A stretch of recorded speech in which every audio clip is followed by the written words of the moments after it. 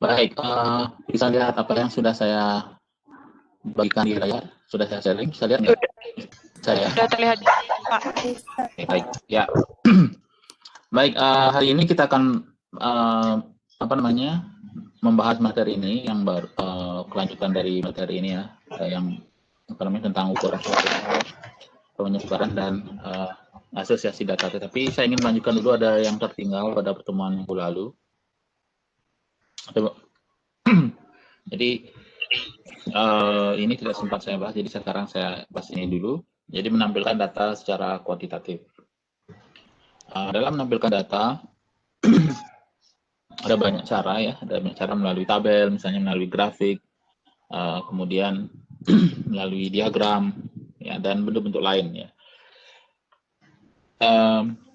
Di sini sebenarnya kalian sudah familiar dengan beberapa yang akan saya bahas ini, ya, karena sebagian sudah diperoleh pada waktu kalian mendapat pada waktu sekolah menengah ya, atas atau yang sederajat. Oke, jadi yang pertama misalnya adalah plot batang daun. Ini mungkin belum pernah kalian dapatkan. Jadi plot batang daun itu pada dasarnya ingin mengelompokkan data, ya, mengelompokkan data sehingga kita bisa tahu kira-kira data itu di mana sebarannya paling banyak gitu ya, misalnya. Ya.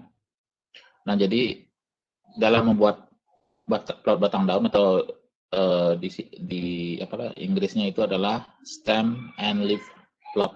Jadi ini bahasa Inggrisnya stem and leaf plot. Ya, jadi kita mempunyai ilustrasi seperti ini. Ini kita anggap seperti batang. Jadi saya membuat satu garis seperti ini. Nanti di sini akan ada yang kita sebut daun di sini ya, berupa misalnya angka biasanya di sini. Misalnya di sini sebelah kanannya nanti ada angka. Misalnya di sebelah kiri juga ada angka gitu ya. Jadi misalnya 2, yang di sini. Set ini aja deh. Oke, misalnya ada 0, 1, 2, misalnya 3.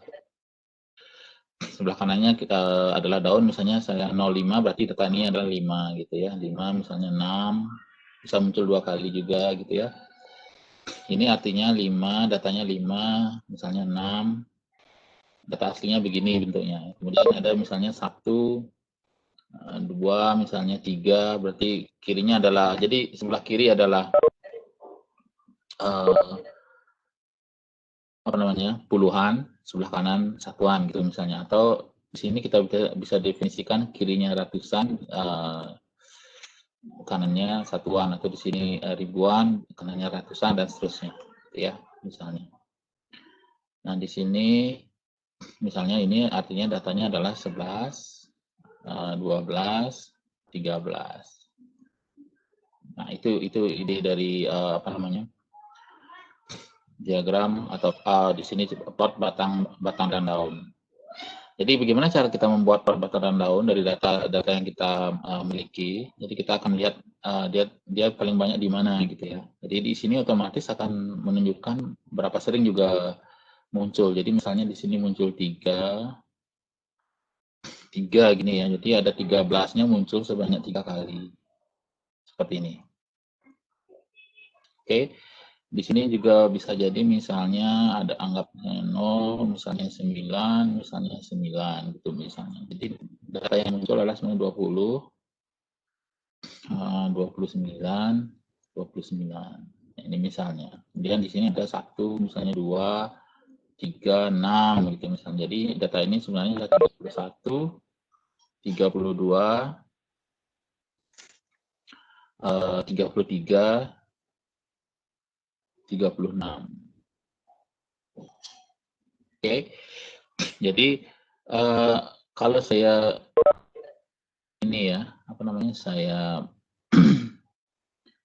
punya data seperti ini, lalu saya buat plot batang daun atau stem and leaf plot, Ya, jadi batangnya seperti ini, macam garis lurus, kemudian sebelah kiri adalah satuan, kemudian di sebelah kalau dalam hal ini puluhan ya, puluhan, kemudian di sebelah kanan bisa satuan, ya seperti itu. Jadi 05 berarti ini adalah 5, 06 berarti 6, ya, kemudian 0 ini 6 lagi berarti 6 gitu. Jadi 11 berarti 11, 12 berarti 12, 13 berarti 13 dan seterusnya. 36 berarti 36. Nah, jadi pisahkan masing-masing skor dan nilai menjadi dua kelompok angka yang angka pertama disebut dengan batang dan angka kedua disebut lip. Jadi ini disebut dengan batang.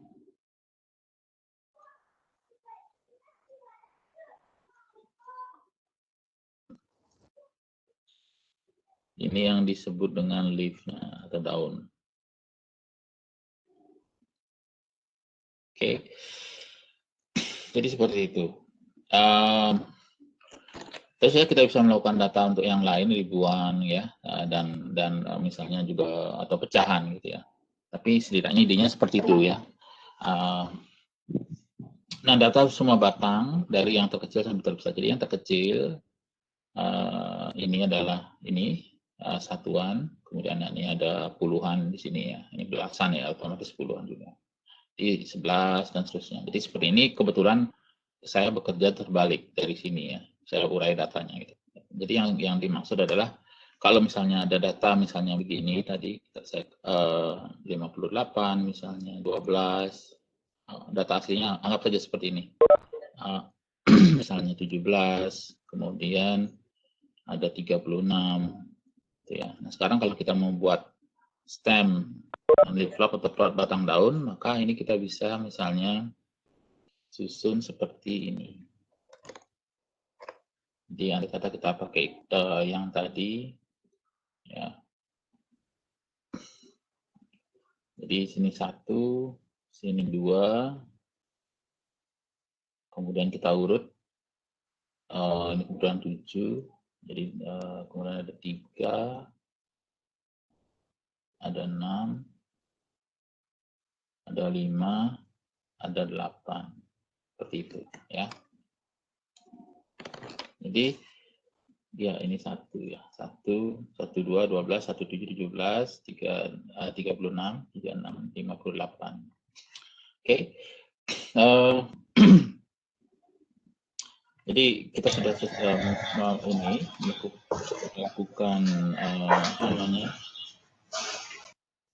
melakukan pencatatan ini dengan membuat seperti membuat membuat daftar yang akan terurut jadinya begini ya. Nah, tentu saja kalau misalnya kita jeli, jadi tidak akan ada di sini misalnya 273 gitu ya. Jadi diurut saja ya biar lebih mudah. Kalau misalnya ada data baru katakanlah misalnya 45 misalnya 32. Nah, tadi kan sudah 6 ya. Jadi masukkan di sini atur ulang ya. Jadi 2-nya kan masuk di sini nanti 32 di sini. Gitu. Jadi di sini kita bisa atur lagi ya. Jadi poinnya adalah urut ya dari yang terkecil sampai terbesar, kemudian daunnya juga diurut. Yang sebelah kanan disebut daun, yang sebelah kiri disebut batang. Dipisahkan oleh ini ya, ilustrasi kalau kita lihat semacam pohon ada batang, ada daun gitu ya. Oke. Nah, jika tampilan terlalu sempit, kita bisa perlebar dengan menggunakan 2 baris, misalnya pada setiap batang.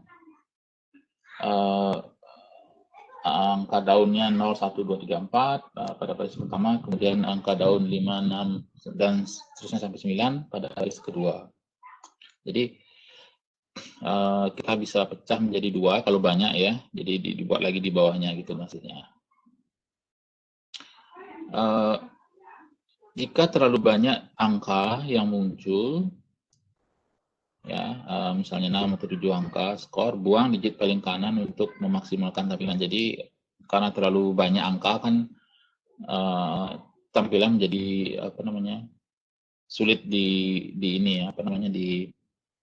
dipahami ya kalau terlalu banyak digit gitu. Jadi kita bisa melakukan ini. Jadi buang digit paling kanan untuk memaksimalkan tampilan. Oke. Nah, ini contoh. Ini adalah data hipotetik ya. Jadi hanya data dummy, tidak data asli ya. Jadi hanya saya buat untuk mengilustrasikan beberapa hal yang akan kita lakukan dengan data ini gitu ya. Jadi tidak ini tentu saja campur, nggak mungkin orang dewasa beratnya ini ya 20 kilo gitu ya. Jadi ini hanya data data fixed yang saya buat hanya untuk mengilustrasikan metode saja. Jadi misalnya berat badan 30 orang saya seperti ini, yang jadi 20, 30 dan seterusnya sampai di terakhir 48 ya. 48 di sini. Di sini belum tidak saya urut, jadi kita akan membuat misalnya diagram batang daun. Baik. Dalam membuat ini kita bisa melakukan seperti cara tadi ya, membuat batang kemudian kelompokkan dengan yang tadi. Jadi misalnya saya berikan contoh misalnya sesuai dengan data ini, misalnya seperti ini kita buat batang dulu, kemudian kita lihat nilai terkecil adalah 20, 23, jadi kita bisa urut dari sini. Misalnya di sini ada 2, kemudian ada 3, 4, 5, 6, 7, 8, 9 ya. Oke, ini batangnya bisa di ini lagi. Oke, kurang lebih seperti itu.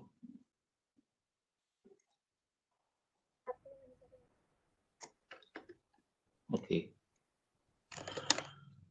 Jadi kalau kita ikuti apa yang saya katakan tadi, ini kita kelompokkan 20 di sini. Nah, mungkin kita bisa coret untuk biar tidak masuk 2 kali, 30 ada di sini.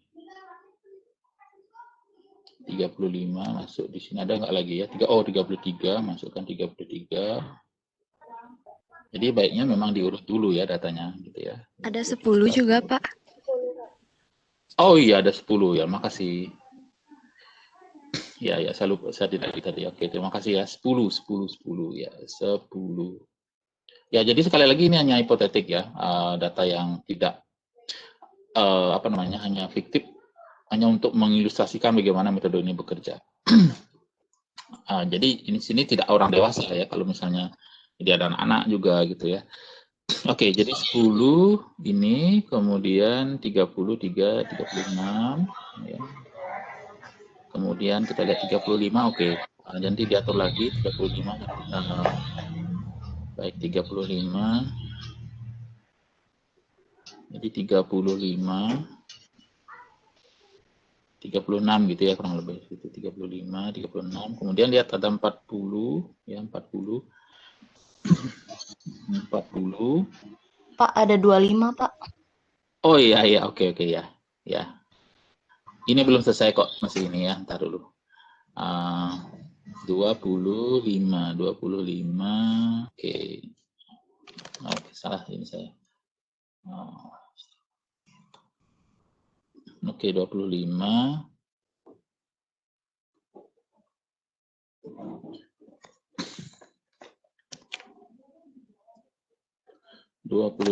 Ya. Oke, terima kasih. 25 ada di sini. Ya, seperti ini. 45. 45, kemudian setelah itu ada 50-nya 2 ya, ini 50 muncul 2 kali. 3 kali Pak, 50. Oh, 3 kali, ya. Oke, 3 kali, ada 55 juga ya. Ya, 55, berarti muncul di sini. Ada lagi yang lebih kecil dari itu, udah ya. Jadi 60, kemudian 65 muncul 2 kali juga ya. 60. Ada 48, oh iya Pak. Ada berapa? 48 juga. 48 ya, oke. Ya. Ya memang harusnya ini diurut dulu ya biar lebih gampang. Oke. 48 48, kemudian 60-nya sudah, 65 juga sudah, 65 2 kali sudah. Oke, 70, kemudian 65-nya 3 kali, Pak. apa? Yang mana? 65-nya 3 kali. 3 kali ya? Iya, Pak. 65 3 ya? Iya, Ya, ya, ya, 65-nya ya. 3 kali. Benar. Nah, 65 3 kali, nah 70, Iya, Pak. kemudian 75 2 kali ya. 75, 75, ada 77, 78. Kemudian 80, ada 85. Kemudian ada 90, ada 95. Oke. Baik. Ya, dari sini kita bisa melakukan beberapa hal. Jadi, kalau kita lihat sekilas, kita bisa lihat modus dari sini ya. Jadi misalnya ini 65, kemungkinan modus gitu ya menurut kita. Kita kan belum hitung sebenarnya, tapi ini jadi kandidat yang baik untuk modus. Kemudian kira-kira ini rata-rata ada di mana? Mungkin kalau kita lihat dari proporsi seperti ini, apakah ada di mungkin sekitar sini nanti ada rata-ratanya gitu ya. Rata-ratanya di mana gitu ya, yang saya garis. Dan seterusnya. Jadi ini memberikan gambaran kasar tentang, ini 80 ada 2, sorry. Ya, 80 ada 2 ya. 80 ada 2. 7. Seperti itu. Nah, ini kalau kita lakukan secara manual. Oke. Oh iya, Pak. 75-nya ada 3. Teman-teman 75-nya ada 3, Pak. Oke. Iya. Baik. Terima kasih. Oke, 75 ada 3. Jadi juga 3, Pak. 80. Oh, iya. Oke. Baik, 80 ada 3, 85. Oke, jadi banyak ini ya. 75 juga bisa jadi kandidat. Apakah ini modus dan seterusnya. Ini 80 juga ada ini. Jadi apakah ini satu modus atau tidak ada modus atau multi modus gitu ya, multimodal istilahnya. Oke. Nah, kalau kita menggunakan software, nah ini salah satu contoh stem and flip-flop menggunakan R. Jadi baik, ini saya ini dulu flashback sedikit dulu. Mata kuliahnya kan 3 SKS, jadi ada 1 SKS praktikum. Jadi nanti kalian akan belajar sendiri R. Kalau kita perlukan nanti ya, terutama pada bagian-bagian akhir materi nanti. Nanti saya akan upload panduan praktikum yang dulu, jadi kalian bisa pelajari secara mandiri. Ada juga videonya yang waktu saya buatkan nggak banyak sih, tapi ada 1-2 gitu. Nanti mungkin bisa kita cobakan kalau memang memungkinkan. Karena tidak mungkin melakukan ini tanpa menggunakan software, apalagi datanya banyak gitu ya, ratusan gitu, sampai ini sulit ya, akan menghabiskan waktu. Jadi nah ini kita kalian akan belajar menggunakan software yang namanya R gitu ya. Nah, ini adalah hasil yang tadi sama persis dengan apa yang kita lakukan ya. Tentu saja di sini mungkin lebih cepat ya, dan ada kalau kita ada human error tadi ya, saya tidak melihat ada 80 ada 3 misalnya. 75-nya juga muncul 3 kali dan seterusnya. Nah, ini dia. Jadi persis seperti ini yang dilakukan. Jadi R menggunakan ini. Nah, perintah dalam R itu disebut misalnya dalam R nanti disebut ada fungsi yang namanya stem. Ini nama data apa gitu ya, tinggal di run. Ya, nanti coba saya upload dulu. Atau mungkin nanti saya bisa demokan sekilas apa yang saya maksud tadi. Oke, nanti memang meskipun tidak ada perhitungan, tapi saya usahakan memberikan ini karena nanti pengalaman saya tahun lalu, karena tahun lalu ini berubah menjadi sekali lagi dari 3 SKS menjadi 2, 3 dengan format 2 SKS mata kuliah dan 1 praktikum, tiba-tiba tahun lalu hanya menjadi 2 SKS, tapi tuntutannya lebih banyak gitu. Jadi itu yang saya sulit, sehingga kita akan membahas ini nanti. Mungkin sambil ini tidak wajib ya, kalau memang memungkinkan saya akan berikan sedikit ini. Oke, biar tidak kebingungan nanti pada saat ini suruh akhir materi mata kuliah itu kok meminta software tapi menggunakan software, tapi di sini tidak. Jadi tidak semuanya ini, jadi tidak konsisten. Oke, jadi ini sudah saya jelaskan tadi. Jadi inilah batangnya sebelah kiri, daunnya sebelah kanan. Jadi kalau kita lihat seperti ini, jadi banyak kemungkinan kalau kita melihat begini, seperti yang saya sudahin tadi, kemungkinan ini akan menjadi modus misalnya kalau kita tertarik, ya. Apakah ini juga menjadi modus gitu, atau ini mempunyai banyak modus gitu, atau malah justru tidak karena ini gitu. Pasti banyak pertanyaan. Kira-kira di mana misalnya kalau kita hitung rata-rata, kalau kita melihat penyebaran dari data ini, mungkin rata-rata akan apakah berada di sini rata-ratanya seperti yang saya garis tadi di sini, sekitar 50 dan 60 seperti, atau di sini gitu. Ya, tapi setidaknya kita melihat sekali lagi gambaran kasar bagaimana data ini disusun. Ternyata banyak orang yang ini misalnya kalau data ini 80 misalnya beratnya. Ada yang ini juga. Ada yang 75 gitu. Jadi antara 75 dan 80 ini ternyata banyak gitu. Begitu juga yang lain, tapi apakah ini bisa kita katakan berat badannya misalnya lebih dari 60 gitu misalnya. Nah, itu nanti pertanyaannya kita jawab pada bagian akhir materi tentang uji hipotesis. Tapi sekarang kita melihat gambaran secara deskriptif. Jadi di sini kita lihat data yang paling sering muncul jadi ada 70-an. Tapi kita masih ini ya. Apakah 70-an atau 8, tapi yang di sini bukan ini ya. Jadi yang paling sering muncul adalah yang saya maksud di sini adalah awal, mungkin saya karena lupa melihat ini, jadi sekitar 70-an ini, 75-an sebenarnya. Puluhannya maksudnya yang banyak ini. Nah, kalau cara lain adalah kita membuat seperti ini juga. Kalau kita balik sekarang ya, kita membuat apa yang disebut dengan dot chart. Nah, dot chart itu ya dibuat dengan mengurutkan data. Jadi ini juga dengan lebih cepat kalau kita bisa mengurutkan data. Dan komputer itu pasti lebih cepat melakukan itu dibandingkan kita ya. Ini misalnya ngurutnya dalam waktu sekian detik sudah diurutkan. Kalau kita masih mengelompokkan dulu, oh 20, ada 20 dulu. Ada lagi enggak? Ini 10, oh ini 10-nya lebih dulu gitu ya. Jadi lama ya. Apalagi datanya ratusan atau bahkan ribuan atau jutaan gitu ya. Itu sangat sulit bagi kita untuk mengerjakan dalam waktu yang singkat. Dan terlepas dari kesalahan yang kita lakukan juga gitu.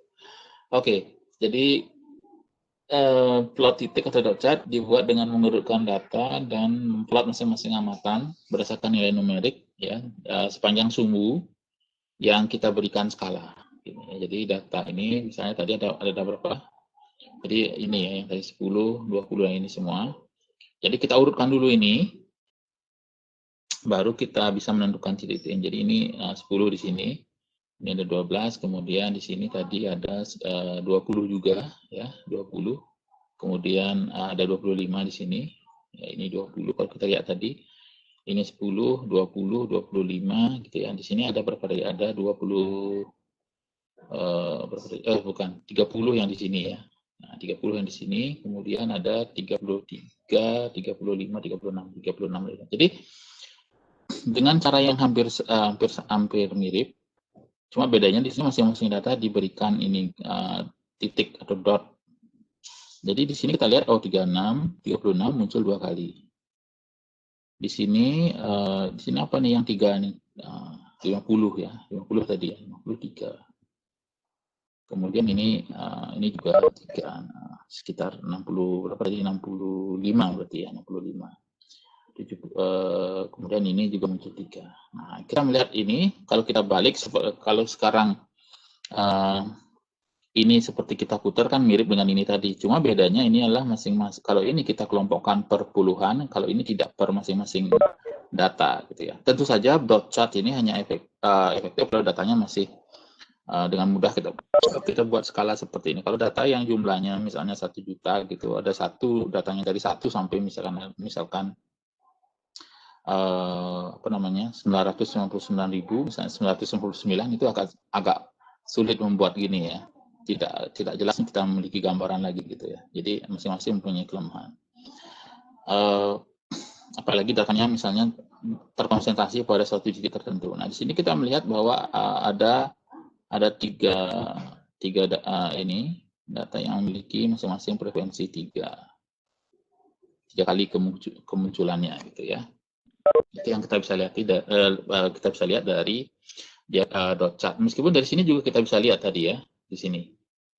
Tapi di sini jauh lebih mudah ya dibandingkan ini. Ya, cuma di sini dia tidak bisa data ini tidak bisa kita jadikan satu per ini ya, karena masing-masing individu harus dibuat dotnya. Gitu. Jadi ini tadi 10, saya ulangi, ini tadi 20. Ya, di sini tidak ada, jadi ini 25, ini 30, ini 33 tadi ya.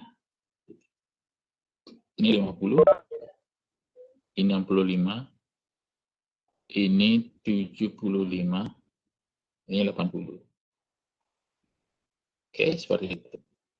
Oke, jadi dot chart ya. Ada dua cara sudah yang kita pelajari, dan ini mungkin hal baru juga bagi kalian karena ini mungkin tidak pernah diajarkan dalam sekolah di sekolah menengah seperti ini. Oke. Baik. Selain itu kita sudah mengenali nih tabel frekuensi. Jadi saya tidak akan mau ini karena ini betul-betul pekerjaan mekanis ya. Jadi selain karena SKS sudah berkurang, jadi saya tidak akan fokus ke sini, tetapi bisa kita pahami bahwa tabel frekuensi ini akan mengelompokkan data ya. Kalau tadi data ini sebenarnya tidak kita kelompokkan, cuma yang saya maksud kelompok tadi adalah ketika data-data seperti ini kita masing-masing puluhan kita satukan, sehingga lebih mudah kita melihat berapa banyak dengan 20-an, 30-an, dan seterusnya 40-an sampai dengan 90-an. Tetapi ini sendiri belum dikelompokkan dalam satu kelas gitu. Nah, di sini kita mengelompokkan ini dalam satu kelas sehingga disebut dengan tabel frekuensi gitu ya. Jadi kita hitung dulu nilai terbesar dan nilai terkecil, baru kita bagi menjadi berapa kelas gitu ya. Jadi di sini misalnya dari pengukuran itu bagi dengan banyak kelas interval yang kita inginkan. Misalnya antara 5 sampai 10. Misalnya seperti ini. Kemudian setelah membagi rentang dengan banyak subinterval yang kita inginkan, kita bulatkan angka yang diperoleh ke unit yang mudah dikerjakan, ya, yang menyatakan lebar umum kelas. Gitu ya. Nah, kelas pertama itu harus berisi informasi data yang paling kecil, ya. Kemudian otomatis kelas terakhir juga akan memuat yang paling besar, gitu. Jadi di sini kita yang menjadi perhatian penting di sini adalah ini.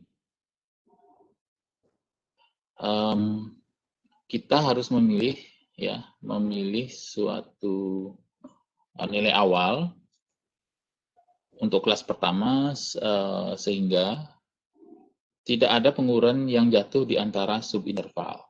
Jadi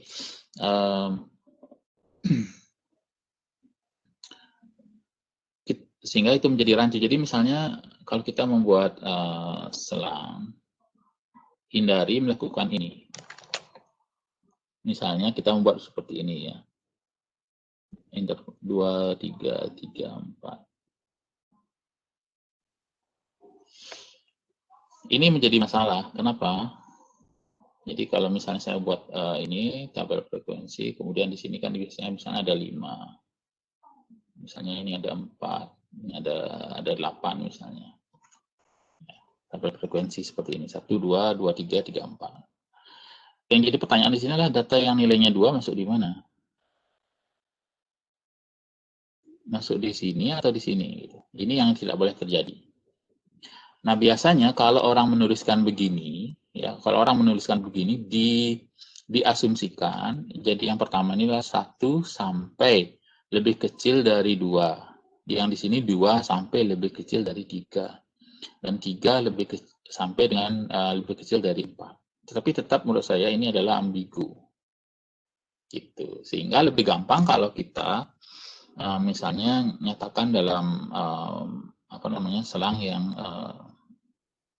kalau terlihat datanya dulu ya. Jadi membuat selang ini melihat datanya dulu, apakah datanya pecahan atau datanya bulat. Kalau data bulat lebih mudah. Jadi misalnya 1, 2, misalnya seperti ini, 3, 4, kalau semua datanya bulat ya. Kemudian 5, 6. Maka karena tidak akan ada data misalnya 2,5 gitu ya, atau 3,6 misalnya gitu. Kalau datanya, jadi aman kita membuat selang seperti ini. Jadi dengan bulat, ambil bulat ya seperti ini misalnya. Jadi asumsinya ini tidak ada, ini paling gampang, solusi paling mudah. Tetapi kalau ada data pecahan seperti ini, maka kita harus memikirkan interval yang sesuai. Bisa juga seperti ini, cuma nanti kalau ada data yang misalnya 2,01 ini masuk di mana gitu. Itu yang jadi masalah. Kalau intervalnya ini bulat gitu. Jadi kalau memang datanya bulat, yang hanya isinya misalnya 5, 4, 8, maka kita bisa dengan mudah menyatakan ini misalnya nilai 1 munculnya karena datanya misalnya 548, saya ulangi ya, data aslinya ada 548 misalnya. Kemudian ada 1 548, jadi ini munculnya sekali. Kemudian yang 5 muncul sekali, ini ada 7 sampai 8 misalnya. Jadi ada 4 yang sudah mengisi semua sel di sini. Itu. Tetapi kalau data 2,01 di sini masuk di mana?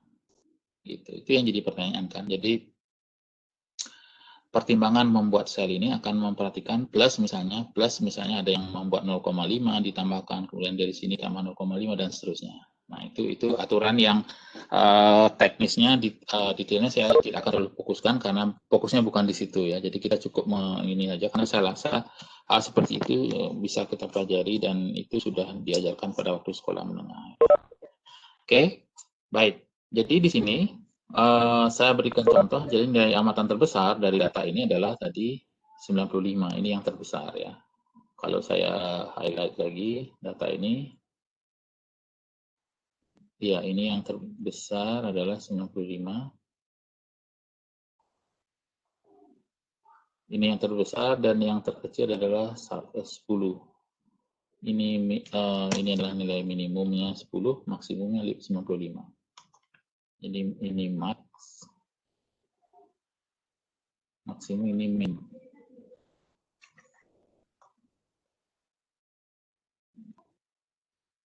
Oke. Nah, dari situ tadi kita akan peroleh rentang, jadi maksimum dikurangi minimum. 95 dikurangi 10 berarti 85. Kalau kita menginginkan 5 kelas, maka tinggal dibagi 5 menjadi masing-masing kelas nanti memiliki lebar 17. Jadi ada 5 kelas. Jadi seperti ini. Nah, tentu saja di sini akan agak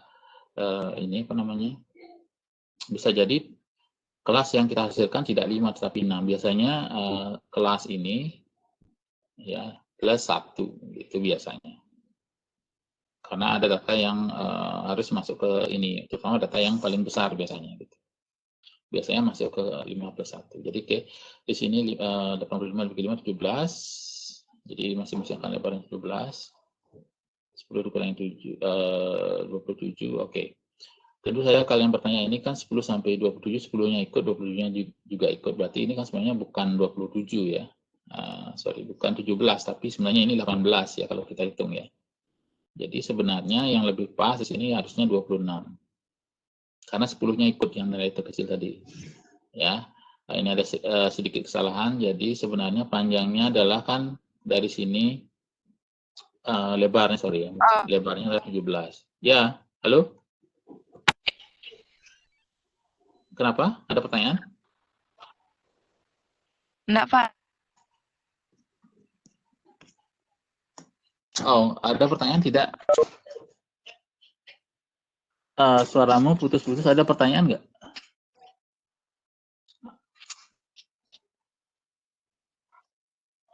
Oke. Ya. Oke. Saya nggak dengar. Mungkin tidak ada ini ya. Oke. Baik. Saya lanjutkan dulu. Jadi, baik. Di sini lebar kelas kan sebenarnya 17 ya. 17, jadi ya, ini 17 ini harusnya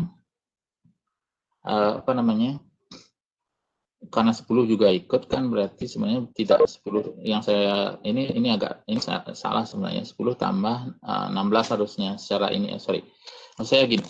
Jadi kalau 10 tambah 17 kan memang 27 ya. 27. Jadi karena ini dan ini bukan banyak bilangan yang ada di sini, jadi sebenarnya ini ada kesalahan jadi agar lebarnya 17 seharusnya karena dia ikut, berarti harusnya tambah 16. Tetapi sebenarnya ini juga tidak salah gitu. Jadi menurut saya tidak akan saya permasalahkan kalau misalnya ada yang membuat begitu. Jadi ini dari dulu sudah ada pertanyaan. Jadi kalau tambah 17, kenapa saya tidak salahkan? Karena sebenarnya dalam pembuatan interval ini tidak ada aturan khusus ya. Meskipun ini yang lazim digunakan, tapi ini tidak merupakan hal yang paling benar. Jadi boleh kita membuat ini dengan, maksud saya begini. Jadi kalau kalian tambahkan ditambah 17 dan kalian anggap misalnya di sini ada 27, boleh. Kalau kalian anggap 16 juga tidak masalah sebenarnya, karena yang penting semua data masuk di sini dan lebar ininya yang konsisten gitu ya. Jadi kalau ini saya tambahkan, jadi sekarang saya anggap bahwa yang saya maksud itu adalah saya tambahkan 17 di antara ini misalnya. Jadi ditambahkan saja di sini. 10 tambah 17, 27. Ini juga sama, 28 tambah 27 berarti 45, kemudian 45, bukan 45-nya ya. 46 ditambah 17, kemudian 64 tambah 17 dan seterusnya sampai sini. Nah, di sini frekuensi yang yang ada di sini yang sudah tercatat di sini berdasarkan pada ini. Nah, data aslinya tadi data mentah 20, ada berapa misalnya 1, kemudian ada 25 tadi ya. Ada 20 juga, dia ada 3. Yang di sini masuk adalah 10, 20 dan 25 misalnya. Dan kemudian di sini juga tadi ada 82 sampai 99. Ya. Nah, saya ingin katakan lagi bahwa dalam beberapa software implementasi ini bisa berbeda-beda ya. Implementasi seperti ini bisa berbeda. Jadi bisa saja kita membuat dengan aturan tadi 10, tapi di sini bisa jadi ya, software akan menuliskan 26 misalnya, atau bisa jadi 27 atau tidak. Jadi di sini aturan bisa seperti ini atau bisa juga tidak gitu ya. Tetapi yang jelas adalah semua ini harus ada, dan total frekuensi ini adalah 30. Jadi banyaknya data ini adalah banyak data ya, jadi banyak data. Oke. Banyak data ada sebanyak 20. Jadi tadi kan kita mengatakan ini 30 orang Asia ya, seperti itu. Jadi di sini akan totalnya harus ada 20. Jadi itu jumlah frekuensi ya, jumlah frekuensi dengan notasi sigma nanti ya. Sigma frekuensi ini akan sama dengan 30. Itu poinnya. Ini yang harus jumlahnya sama. Oke. Nah, kalau kita bisa membuat tabel frekuensi di sini, maka kita bisa menghitung tabel frekuensi yang lain nanti. Dan sekali lagi saya ingin mengatakan tidak ada aturan tunggal untuk yang paling baik untuk menjawab ini ya. Jadi kita tadi menentukan pilihan 5 kelas ya. Kita bisa saja membagi jadi 10 misalnya atau misalnya 8 misalnya gitu ya. Jadi antara 5 sampai 10 biasanya lazim untuk data seperti ini. Tapi kalau datanya ribuan bagaimana? Nah, itu jadi ini juga apa dasarnya. Jadi itu di luar skop mata kuliah ini, jadi saya tidak akan bahas itu. Jadi yang jelas kita asumsikan antara 5 sampai 10 misalnya untuk data yang contoh-contoh yang kita bahas. Oke. Seperti ini. Jadi frekuensinya 3, 6, 12, 3. Nah, di sini kita bisa membuat frekuensi relatif ya. Frekuensi relatif dan frekuensi kumulatif. Jadi kalau relatif ini dibagi dengan total. Jadi 3 dibagi 10, ini sama dengan 3 per 10. Ini 6 per 10. Ini 6 per 10 juga. Kemudian 12 per 10. Kok 10? Per 30. Sorry, kok 30 sih. Ini ya. 3 per 30. Ya, dan seterusnya ini berarti ini juga sama 3 per 30. Ya. Ini juga yang ini 12 per 30 dan seterusnya. Oke, kita akan peroleh masing-masing ini. Nah, kalau ini di total harus sama dengan 1. Atau sama dengan 30 dibagi 30. Oke, yang ini. Nah, kalau kumulatif berarti kita jumlahkan dari sini gitu ya. Jadi yang pertama akan sama, sel pertama, kemudian yang kedua, yang ini ditambah ini. Jadi 0,1 ditambah 0,2. Ya, seperti itu. Jadi ditambah 0,2.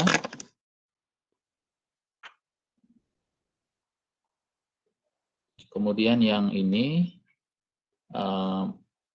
ditambahkan 0,3 ya, 0,3 tambah 0,2. Oke, dan seterusnya. Sekarang bedanya adalah pada saat frekuensi kumulatif, maka sel terakhir itu pasti sama dengan 1, harus sama dengan 1. Seperti ini. Jadi kalau lebih dari 1, lebih dikit gitu ya, mungkin karena akibat atau efek pembulatan. Tapi kalau lebihnya jauh, misalnya sampai 2 atau sampai 5 gitu, pasti salah hitung di sini. Jangan menghitung kumulatifnya. Jadi saya ulangi dari sini. Yang pertama masih sama selnya, karena tidak ada yang lebih kecil dari ini. Kemudian 30 yang lebih kecil adalah ini dan ini, karena untuk yang kedua ini maksudnya jadi ini tambah ini. Kemudian yang ketiga ini tambah ini tambah ini. Jadi seperti ini. Jadi ini tambah ini, jadi ini mungkin lebih singkat. Kemudian ini jadi ini. Kemudian yang keempat ditambahkan ini tadi 1, 2, 3, 4.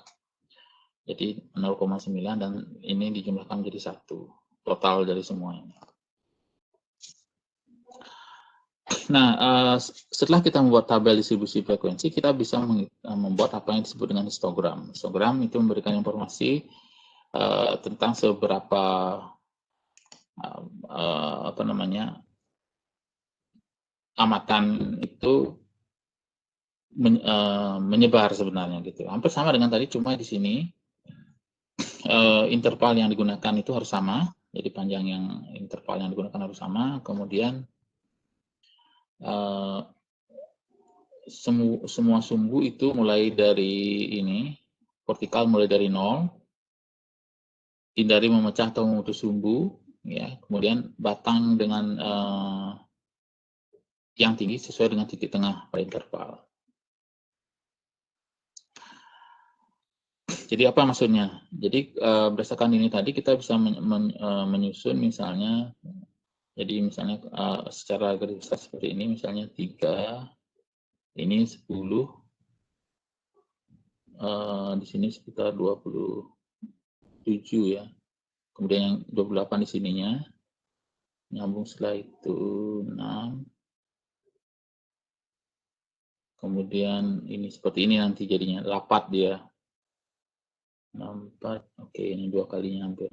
2 kalinya ini. Kurang lebih seperti ini nanti. Ya, jadi akan memuat 3, 6, 3, 12, kurang lebih tingginya kalau kita ini 3 terakhir. Gitu. Jadi tidak ada sel yang kosong. Kalau sel yang batang yang kosong, bukan batang sih sebenarnya, tapi di sini ini bukan diagram batang ya, karena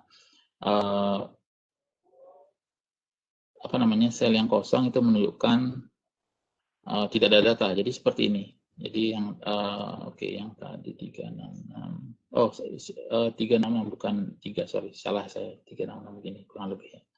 366 ini 6 ya. 366 ini 12. 3, oke. Seperti ini. 3, jadi ini 3, bersesuaian dengan ini 3, 6, jadi ini akan ini 3, ini 6, 6, tadi frekuensinya 12, 3. Jadi di sini tidak ada sel yang kosong karena di sini kalau kita lihat semuanya ada frekuensinya. Kalau 0 berarti baru kosong ya, di sini tidak ada ini. Jadi misalnya di sini misalnya 0, kalau ininya misalkan 0 ya, tidak ada gitu ya. Maka di sini akan kosong. Yang di sini tidak ada ini. Ini tidak akan ada. Kalau ini misalnya 0. Oke. Jadi akan ini yang pertama ini akan kosong, kemudian ini kedua, ketiga, dan keempat. Seperti itu. Misalnya ya, kalau ada yang kosong. Oke, itu histogram. Histogram memberikan bentuk sebaran data, ya, berkaitan dengan itu, memberikan informasi apakah data misalnya menilai frekuensi yang muncul, yang kita sebut dengan modus, atau misalnya lebih dari satu modusnya, kita sebut dengan multimodal. Kalau satu saja unimodal, kalau dua bimodal, bi itu dari artinya 2. Kalau lebih multimodal, lebih dari 2. Nah, kemungkinan yang tadi apa multimodal mungkin ya. Kalau kita lihat di sini atau ini. Nah, itu bisa jadi pertanyaan lagi. Kita lihat sekarang. Nah, informasi penting yang disampaikan oleh modus adalah pencarian data yang terletak jauh dari sebaran data. Nah, ini informasi penting lainnya. Dengan ketarian data yang nilainya ekstrim. Nah, ini secara hipotetik bentuk histogram dari beberapa sebaran data. Nah, ini yang berbentuk simetrik, jadi kiri dan kanan kurang lebih sama. Dalam kenyataannya tidak akan sama persis ya, jadi ini hanya bentuk persis. Kemudian pencong atau condong ke kanan, jadi di sini dikatakan memiliki ekor pada dasarnya. Nanti kalau kalian ini mempelajari ini lebih dalam, tapi di sini tidak diajarkan, jadi namanya ekor. Kalau saya berikan warna, jadi begini tadi ya. Nah, seperti ini mungkin. Jadi ini yang menyatukan pencong ke kanan, kemudian pencong ke kiri, seperti itu. Ini namanya yang saya ini disebut dengan ekor atau tail sebenarnya ya, ekor.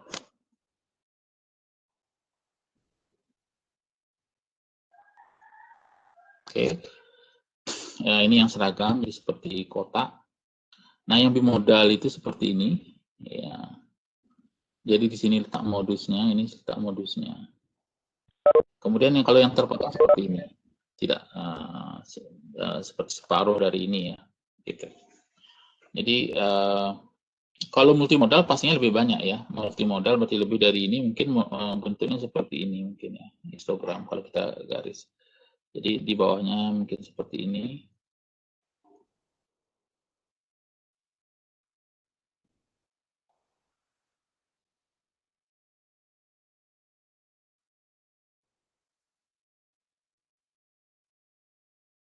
Jadi ya histogram seperti ini. Ya, seperti ini ya, batang-batang yang hitam ini. Oke, kemudian ini juga kita bisa buat dengan software. Jadi untuk yang lebih dari kalau ini data belasan lah katakanlah, masih tidak terlalu banyak yang tadi ini, mungkin ya, berapa tadi datanya ini sekitar 30. Kalau datanya sudah ratusan sudah agak sulit bagi kita untuk membuat ini dengan cepat ya, kita menggunakan software. Kemudian yang berikutnya adalah apa yang disebut dengan diagram kotak atau box plot. Nah, box plot ini akan berisi nilai seperti median, kemudian kuartil 1, kuartil 3 yang sekarang akan kita bahas. Jadi di sini box plot ini berisi data, misalnya ini adalah nilai ini biasanya garis ini nilai Q1 atau kuartil 1, ini Q2 atau median.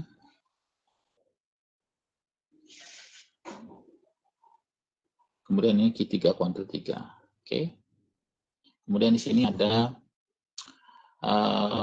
nilai maksimum, nilai minimum, itu biasanya. Nah, ini dia apa ini disebut dengan diagram box plot atau diagram kotak. Ada yang mengatakan tapi pada dasarnya membuat informasi ini yang biasanya ini. Nah, kalau nanti beberapa versi lain, kalau ada suatu amatan yang di luar atau disebut dengan outliers atau memencil, maka akan muncul juga misalnya amatan ditulis di sini gitu ya, ditampilkan berarti ada pencilan dan sebagainya. Tapi secara umum bentuknya seperti ini. Nanti kita akan melihat lagi. Beberapa tidak akan asing bagi kalian karena sudah dipelajari dulu ya. Kita akan melihat sekilas. Kemudian ini kalau apa yang sudah kita bicarakan tadi adalah menampilkan data kuantitatif. Nah, selain data kuantitatif, kita bisa menampilkan data kualitatif ya. Data kualitatif itu bisa menyatakan dalam beberapa cara juga. Jadi yang tabel frekuensi ya. Jadi misalnya ada obat antidepresan A, B dan C ya, dengan persentase misalnya 36,37%, kemudian 30,30%, kemudian 33,33%. Jadi kalau kita nyatakan dalam tabel frekuensi seperti ini. Jadi mirip dengan yang tadi, cuma di sini karena data kualitatif tidak akan ada antidepresan A sampai B gini ya, tidak ada ini yang tidak ada, atau B sampai C gitu ya, karena ini tidak ada, bukan data kuantitatif. Oke, jadi hanya seperti ini. Nah kemudian, di sini mungkin ada sedikit perbedaan yang ingin saya jelaskan. Oke, data ini kita bisa bagi menjadi, kita bisa jadikan apa, diagram lingkaran atau pie diagram seperti ini. Jadi ini A, depresan A, B, dan C. Nah kebetulan di sini masing-masing hampir 30%, kecuali dengan A yang paling banyak ya, 30%, kemudian 30, 33 gitu ya. Jadi A yang paling proporsi yang paling banyak seperti ini, 30 ya 36,37. Di sini ada 36,37%. B 30,30.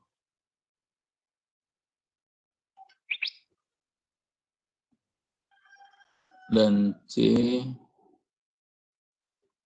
33,33. Oke.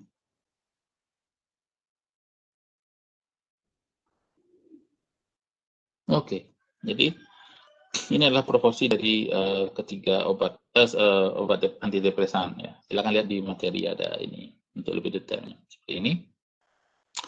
Kemudian kalau kita mempunyai ini tabel frekuensi juga bisa digunakan untuk data kualitatif. Kita bisa membuat juga yang disebut dengan diagram batang. Nah, diagram batang seperti ini. Mirip dengan histogram, tetapi bedanya adalah diagram batang tidak berada, kekosongan area seperti ini tidak ada pengaruhnya, karena di sini bukan interval. Jadi ini bukan interval, hanya menunjukkan bahwa misalnya obat antidepresan A adalah sekitar 60 ini dengan persentase 36,7%, atau dalam ini sekitar 60 ya. Kemudian di sini ada 50, kemudian di sini ada 50. Berapa itu di datanya? 55 berapa gitu ya? Saya lupa. Saya tidak bawa data. Nanti silakan lihat di materi. Jadi di sini bukan menunjukkan ini, hanya kategori. Di sini kita lihat di bawahnya tidak angka. Kalau tadi histogram, di sini ada angka di bawahnya. Ya, ada angka di bawahnya. Dan masing-masing angka itu menunjukkan nilai numerik yang kita bisa artikan gitu. Artinya kalau kosong berarti memang tidak ada. Nah di sini tidak ada interpretasi begitu, karena di sini adalah hanya merupakan kategori A, B, C gitu ya. Di sini ada kosong nggak apa-apa, nggak ada masalah. Jadi ini disebut dengan diagram batang, bukan histogram. Jadi jangan sampai tertukar nanti. Oke, jadi hanya memplot seperti ini. Ini kita bisa lakukan dengan Excel, ini juga bisa Excel, yang ini juga sama Excel. Jadi kita bisa menggunakan Excel atau software R tadi ya untuk melakukan ini. Baik, sebelum saya tutup untuk mengakhiri bagian yang tersisa minggu lalu, apakah ada pertanyaan? Izin bertanya, Pak. Silakan. Coba diperbesar suaranya agak. Ya, sekarang udah terdengar suaranya. Ya, oke. Jadi tadi kan Bapak ada menjelaskan tentang yang plot stem dan leaf-nya itu. Nah, terus kalau misalkan ada dia angka yang lebih, itu kan dihilangkan bagian kanannya. Nah, itu berapa digit ya, Pak? Kalau bisa ada cara menghilangkannya. Terima kasih. Oke. Jadi begini, baik. Apa namanya yang ini ketikanya? Nah, jadi begini, misalnya ada angka 1, 2, 4. Saya acak aja nih, saya nggak tahu dari mana, jadi hanya asal aja ya. 4, 5, 6, 7, 5. Ini 1, 2, 3, 4, 5, 6, 7, 8. Ini 7 ya, segini. Jadi ini adalah berapa ini? 1 juta misalnya. 1 juta ini ya. 1 juta 1.246.000 268.765 gitu ya. Nah ini kalau kita buat stem dan leaf, kalau secara manual kita bisa buat ini sebenarnya namanya apa namanya, yang dimaksud itu yang di sini. Iya, yang dibuang itu adalah ini sebenarnya katanya. Ini. Kenapa saya katakan? Karena saya memang nggak pernah sampai angka sebesar ini ya. Tapi ini hanya teori mengatakan ini dibuang. Ya. Jadi stem and leaf plot itu membantu sebenarnya kalau datanya kecil seperti ini. Kalau data besar sebenarnya agak sulit. Agak sulit kenapa? Karena stemnya, oke, mana tadi ya? Kalau stemnya seperti ini. Oke. Kalau stemnya saya buat misalnya di sini per 1 juta. Oke, per 1 juta. 1 juta katakanlah di sini. Kalau saya buat begini 1 juta sulit ya, karena angka di belakangnya pasti kalau ada hanya data 1 juta saja, itu misalnya ya, katakanlah 1 juta saja. Ini gimana caranya gitu? Nah ini masalah menurut saya. Jadi selama ini saya belum pernah melihat data yang seperti ini. Memang ada yang mengatakan begini, cuma belum secara real. Tapi ini menurut saya bagus, pertanyaan yang bagus. Apa namanya? Kalau Anda kata begini, maksud saya kalau misalnya 1 juta, nah kebetulan ada 1 juta begini, misalnya. Nah kalau saya buat stemnya ini saya anggap sebelah ini dalam juta. Oke, berarti apakah begini misalnya atau bagaimana? Apakah dibuat 10 misalnya? Tidak bisa kan gitu. Atau ikut yang ribuan. Nah, ini masih belum pernah saya lihat juga kasusnya seperti ini. Nah, andai kata sekarang misalnya di sini kita akali dengan kita buat di sini misalnya 1 juta, tetapi saya tidak menggunakan ini misalnya. Tapi yang saya gunakan adalah 1.200.000 misalnya. Jadi 12 itu 1.200.000. Misalnya begitu. Tetap masih ada masalah di sini gitu. Oke, andai kata pun kita buang digit yang paling kanan, kan di sini ada yang mengatakan begitu. Jadi saya ambil dari satu buku saja. Dibuang digit paling kanan.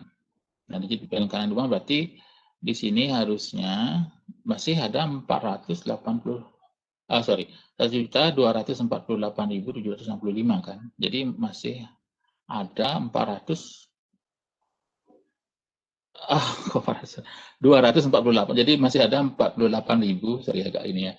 48.765. Ini gimana caranya gitu. Ya. Bagaimana caranya?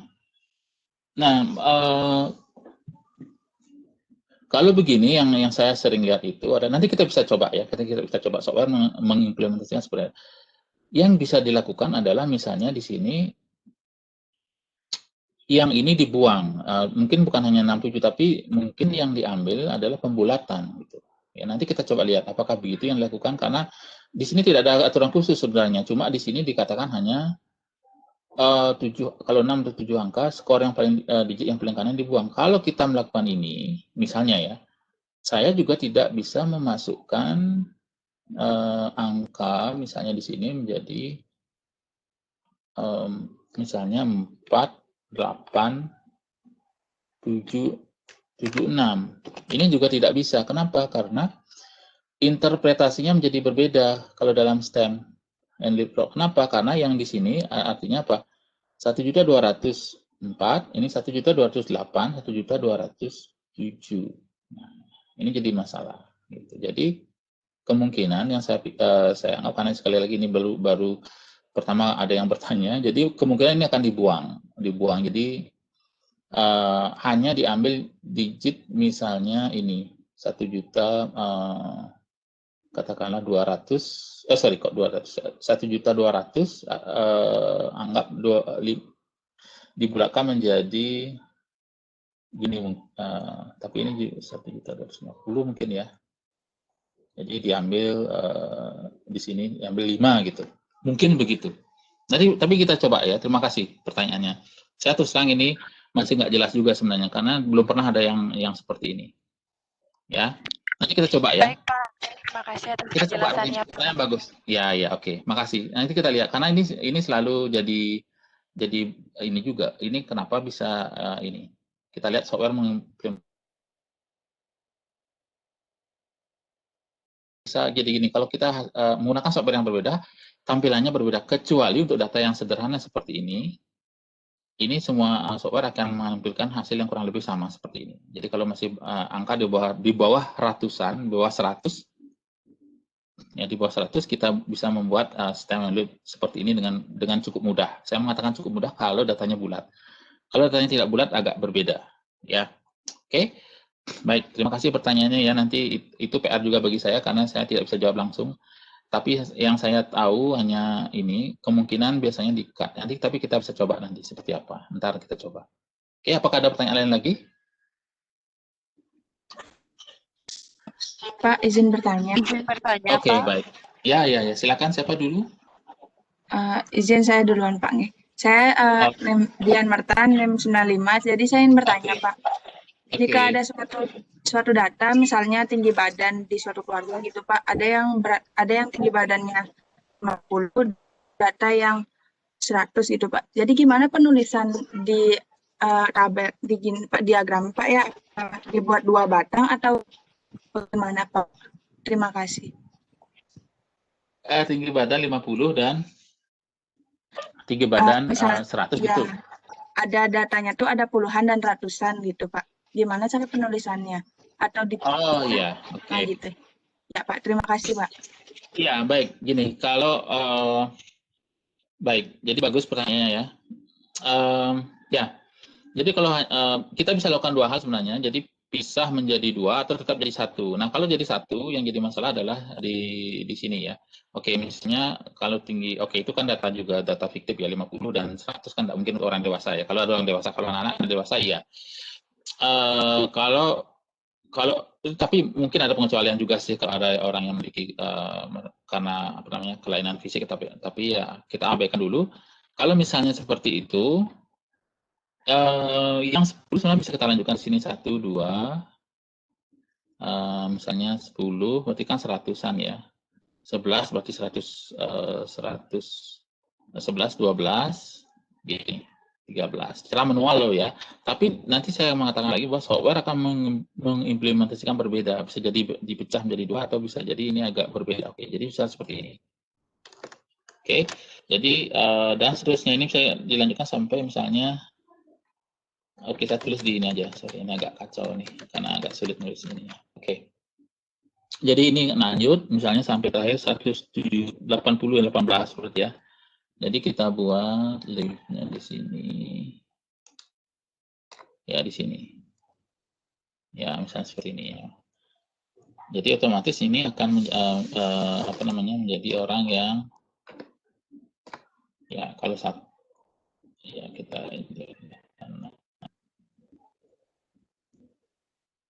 jadi kalau orang yang tinggi 180 akan di sini berada di sini. 185 akan ada di sini.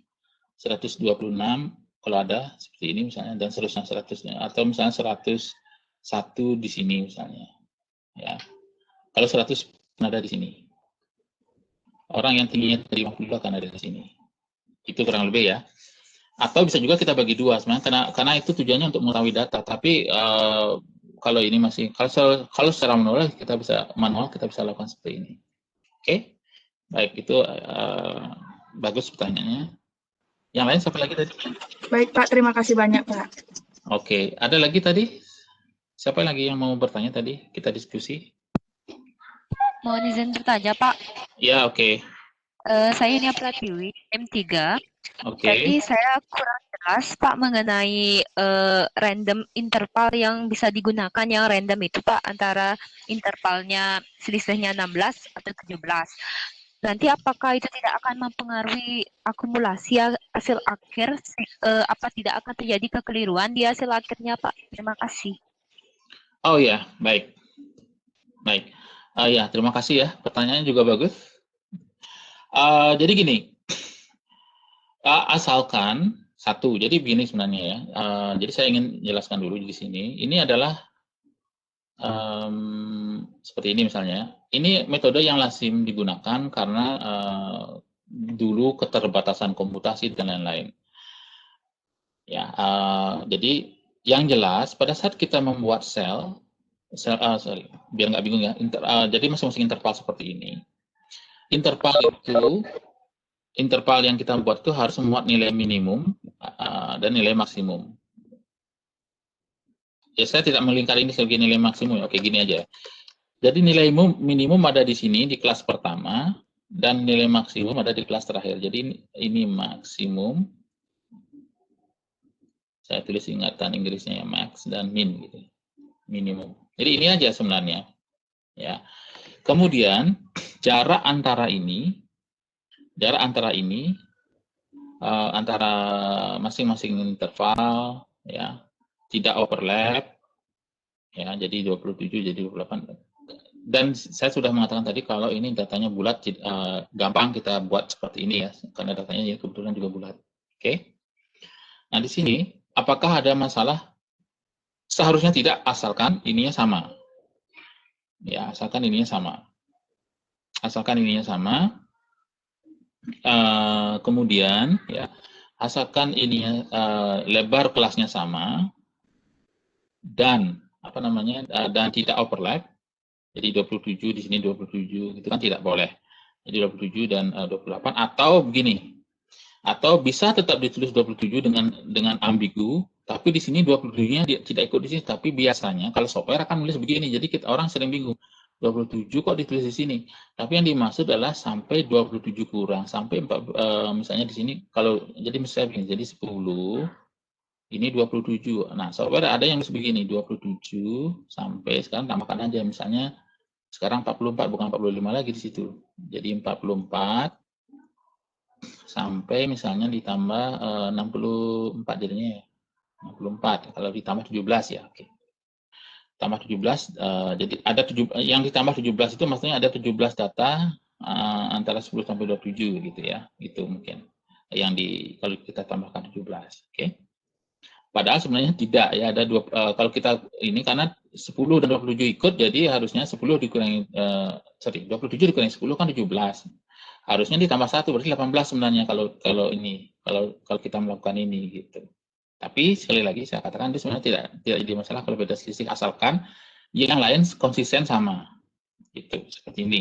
Nah, kalau pada software yang menulis seperti ini, menuliskan interval seperti ini, maka maksudnya adalah yang sebelah kanan ini adalah kurang dari 27. Itu biasanya. Kurang dari 44. Sehingga boleh ditulis begini. Tetapi ini ambigu sebenarnya. Gitu. Ambigu. Kenapa? Karena orang tidak akan sadar 44 maksud di mana kalau orang tidak paham dengan konvensi yang digunakan. Ini. Nah, sangat jarang di sebelah kiri yang lebih ini. Nah, oke. Kembali ke pertanyaan yang tadi.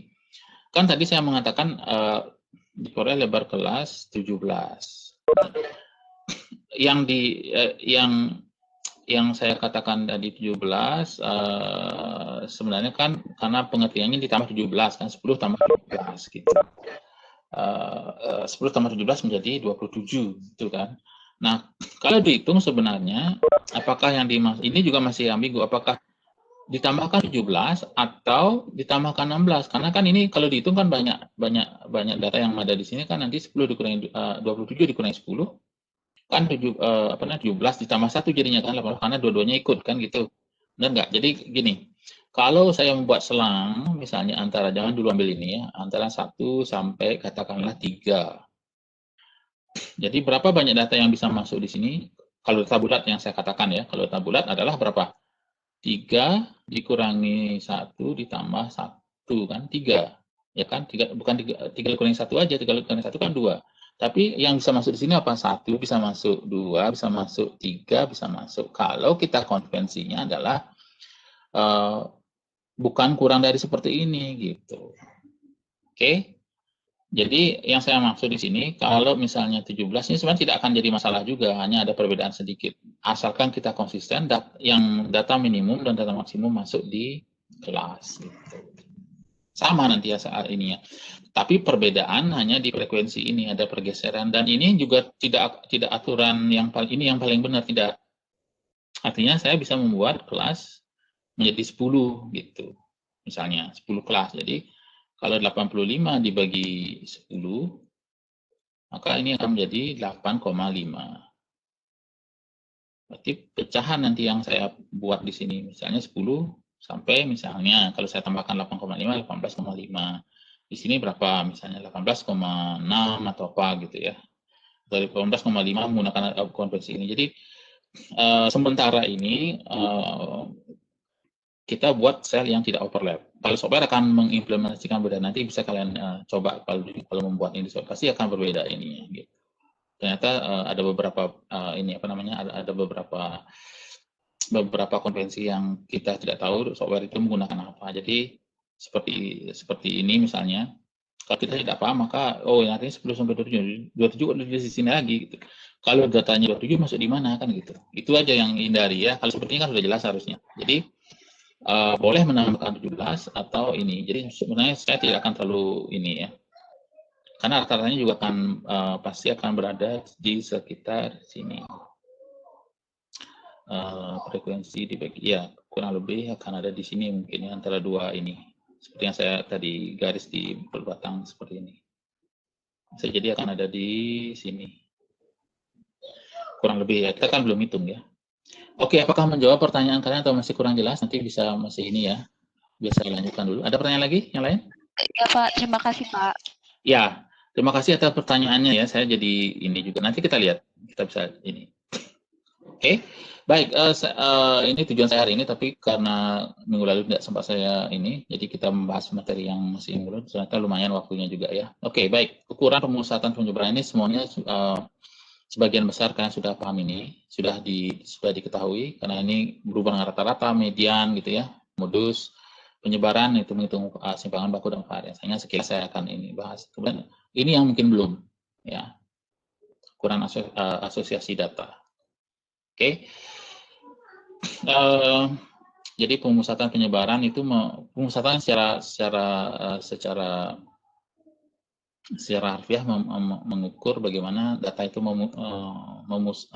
bagaimana kita melihat pusat dari data gitu atau center atau measure central tendency istilahnya. Kemudian penyebaran bagaimana data itu menyebar gitu atau menyimpangnya seberapa jauh gitu. Ya, kemudian ada ukuran asosiasi. Asosiasi ini adalah berhubungan dengan data yang sifatnya kategori.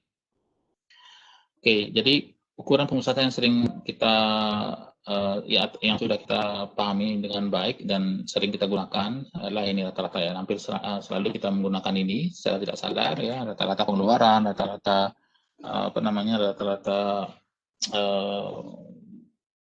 perjalanan misalnya per hari berapa kilo misalnya kalau bawa motor, atau kemudian rata-rata apa misalnya, banyak lagi hal yang bisa kita rata-rata tinggi badan, berat badan dan lain-lain ya.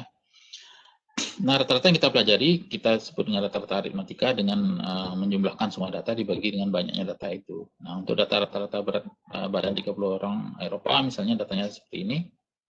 20 tambah 30 tambah 11 sampai 48 dibagi 30. Jadi 1742 dibagi 30 akan kita peroleh 58,07. Nah, tadi kalau saya balik lagi ke sini, kalau yang tadi saya memberikan sekitar sini ya. Ya, kalau lihat di garis tadi. Jadi kenapa? Karena kita lihat bisa melihat penyebaran data kira-kira akan berada di tengah gitu ya. Kira-kira berada di tengah-tengah seperti ini. Oke. Nah, kalau kita hitung 58,7. Nah, rata-rata ini bersifat sensitif terhadap nilai ekstrim.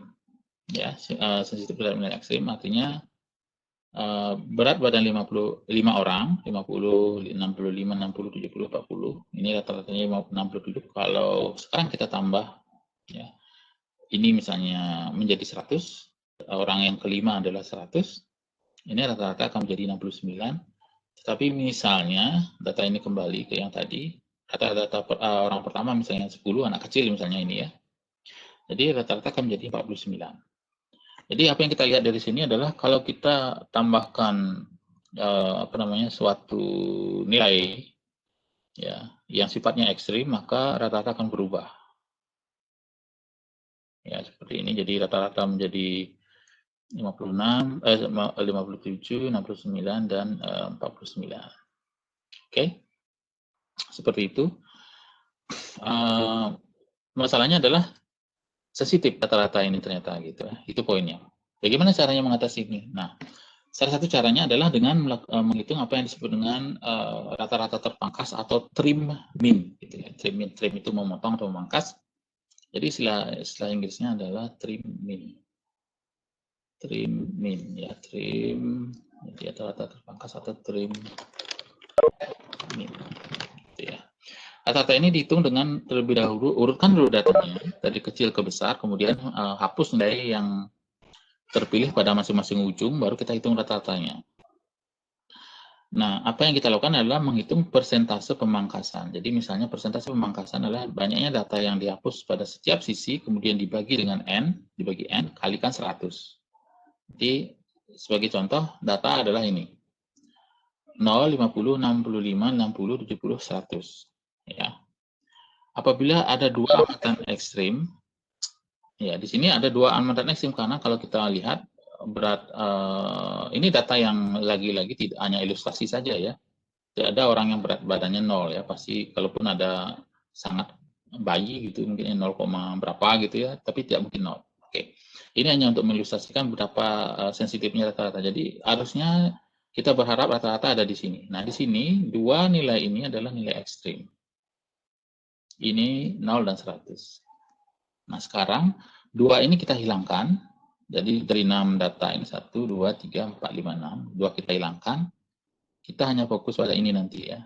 Gitu. Jadi dua kita hitung ini rata-rata, maka dari yang sudah kita pangkas ini, jadi yang kita pangkas adalah ini, yang kita potong dua ini, jadi 0 dan 100, maka yang kita hilangkan adalah 2 dari 6 data kalikan 100, jadi sama dengan 33,33%. Sehingga kita peroleh rata-rata terpangkas sesuai dengan banyak yang dipangkas. Ini 33,33% sebagai berikut. Jadi ini 50 tambah 65 tambah 60 tambah 70 dibagi 4. Nah, ini adalah rata-rata terpangkas atau trim min. Nah, di sini kita juga akan mereview lagi ukuran pemusatan yang lain yang disebut dengan median. Nah, median ini bersifat tangguh atau robust istilahnya, karena dia tidak terpengaruh oleh nilai kecil atau nilai yang ekstrim, atau nilai ekstrim besar atau ekstrim kecil. Oke. Nah, median yang merupakan nilai amatan di tengah adalah separuh dari separuh amatan itu berada di bawah dan separuh lagi ada di atas. Jadi data diurutkan dulu. Median akan membagi ini menjadi dua. Ini Q2, kuantitas kedua atau median. Ini 25% ada di bawah, 75% ada di atas gitu kurang lebih nanti. Ini ada Q1 di sini. Nanti ada Q3. Kalau ini 50% dari data yang sudah diurutkan, ini ya, kemudian ini 75. Ini 25% posisinya ya. Jadi diurutkan dulu. Diurutkan. Oke. Cara menghitung median adalah urutkan amatan dari yang terkecil ke yang terbesar, kemudian hitung nilai tengah amatan. Ya, median itu adalah pada dasarnya nilai tengah untuk jumlah amatan ganjil. Tapi untuk yang genap, yang saya katakan tadi, kalau kita urutkan, kalau dia ganjil lebih mudah menghitungnya. Jadi misalnya datanya adalah yang tadi, misalnya 6, 8, 9, 10, 11. Sudah kita urutkan, maka ini pasti median. Q2 atau median nanti ya, median. Mediannya adalah 9. Tetapi kalau data ini genap, ya misalnya di sini sekarang ada 4, 6, 8, jadi maka mediannya adalah ini, 8 tambah 9 dibagi 2. Kalau ada 8 tambah 9 dibagi 2. Jadi 17 bagi 2 adalah 9,5 ya. Benar, 17 dibagi 2, 8,5 ya, 8,5. 8,5 gitu. Jadi mediannya adalah 8,5 gitu. Jadi secara prinsip median itu bersifat tangguh dikatakan gitu. Nah, maksudnya apa? Jadi kalau kita punya sekarang observasi ini, saya ulang lagi yang data ini 6, 8, 9, 10, 1000. Ini kan besar sekali ya. Oke. Nah, median tidak terpengaruh oleh data 1000 ini. Kalau kita urutkan, mediannya adalah 9. Ini median. 1000 itu adalah nilai ekstrim. Oke. Atau sebaliknya, saya tidak tambahkan 1000, tapi misalnya nanti tambahkan nilai yang lebih kecil sekarang. Ya. Atau 0 tadi ya. Sekarang misalnya datanya adalah 0, 6, 8, 9, 11. Nah, di sini mediannya adalah data yang di tengah-tengah ini, 8, setelah kita urutkan. Ya, seperti itu. Ya, tentu saja berbeda karena datanya berbeda ya. Komposisinya berbeda ini. Nah, oke, poinnya adalah median tidak dipengaruhi oleh nilai ekstrim, tidak sensitif. Ya, robust istilahnya, atau tangguh. Jadi mau yang di 1000 ini diganti 1 juta sekalipun, 10 pangkat 6 itu tidak pengaruh, mediannya akan tetap 9. Gitu.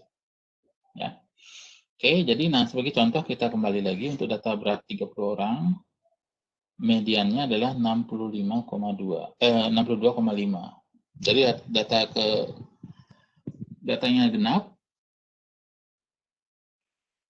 30 ya jumlahnya, artinya median akan berada pada data ke-15 dan data ke-16. Ya, data ke-15 dan data ke-16 adalah dari itulah 60 dan 65. Jadi begitu 62,5. Oke. Nah, kita perhatikan lagi contoh tadi. Jadi di sini apa yang terjadi? Jadi 50, 65, 70, 40 dan ada ini ya.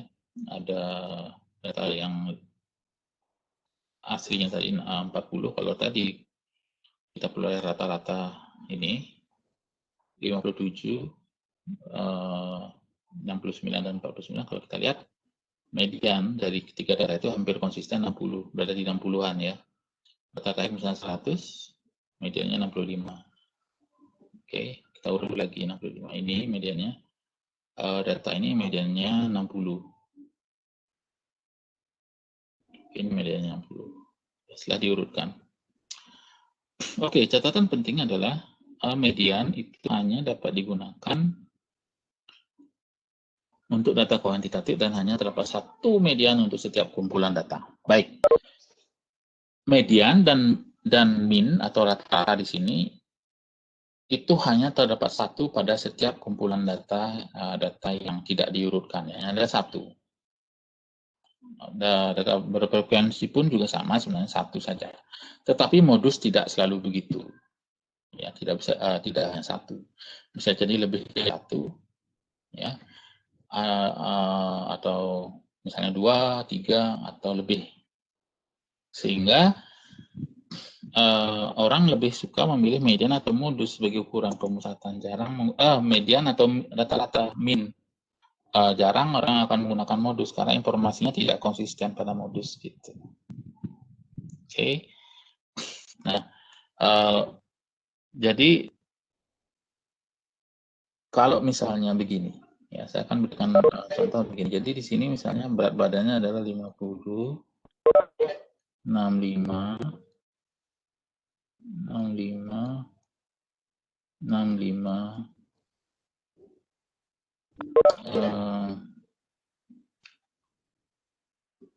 65 misalnya, katakanlah 100. Oke. Di sini kebetulan angkanya ini adalah modusnya modus Modus sempurna 65. Kemudian kita kebetulan dapat median juga 65. Min juga berapa mediannya? Median 65. Minnya adalah ini. Kalau kita hitung minnya berapa itu? 50 tambah 65 ditambah 3 kali tambah 100 berarti, oke, coba kita hitung.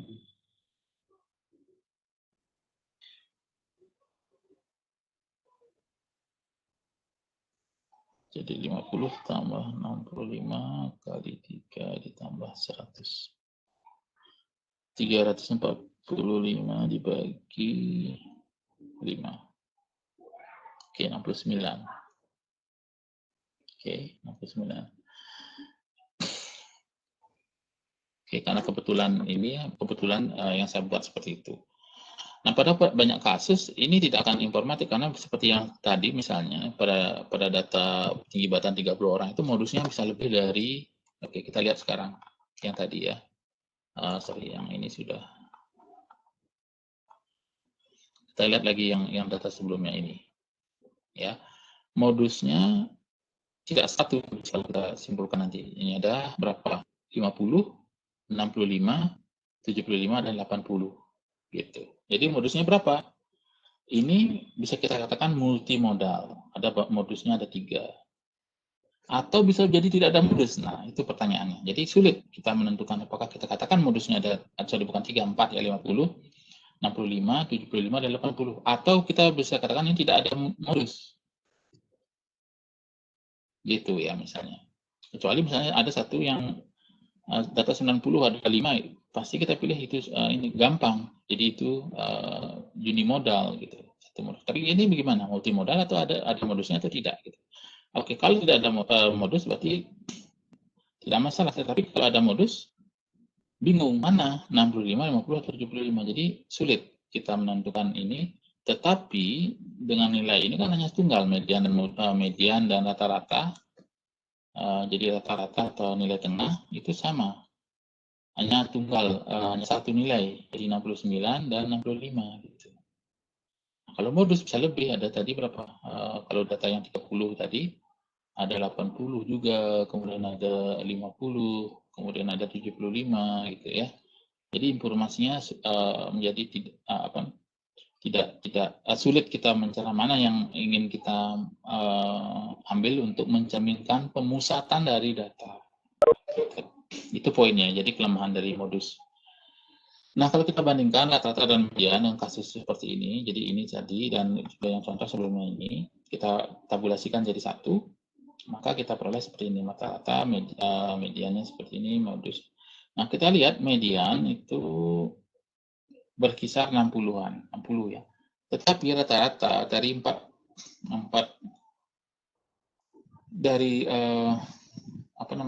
mendekati 50, ada yang mendekati 60, ada yang mendekati 70 gitu. Jadi tergantung pada nilai, kalau kita katakan ekstrim ini. Jadi sensitif. Kalau median kita lihat tidak mengaruhkan, dia konsisten ada pada di sini. Ada 60-an gitu. Oke.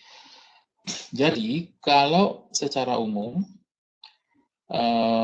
ya modus, kalau memiliki 2 modus modal, nah di sini saya katakan 50 ini salah ya. Saya juga baru sadar karena ternyata lebih, kan ini salah saya mengamati kayaknya. Oke, ini saya akan perbaiki, ini tidak 50 salah, nanti di naskahnya juga akan saya perbaiki. Jadi bisa jadi ada 4 tadi yang salah. Oke, nanti perbaiki yang di ini nanti. Oke. Kalau data itu bersifat simetris, maka nilainya adalah modus, median, rata-rata, RA itu rata-rata, dan trim min itu nilainya sama. Kalau simetris datanya ya. Sama secara teori. Kalau nilai modus, kalau pencong ke kanan atau condong ke kanan atau miring ke kanan, ini ya. Kata ke kanan mengacu ke ini ya, ekor tadi yang saya katakan tadi, ekor. Maka modus akan lebih besar daripada median, kemudian median akan lebih besar dari trim min dan lebih besar dari rata-rata. Jadi rata-rata paling kecil. rata-rata ini lebih kecil dari trimin, lebih kecil dari median, lebih kecil dari modus. Nah, kalau sekarang dibalik juga sama, ya. Kalau ini pencong ke kiri, jadi rata-rata akan berada di kiri. Jadi kalau kita bicarakan dari rata-rata akan sebelah kanannya median.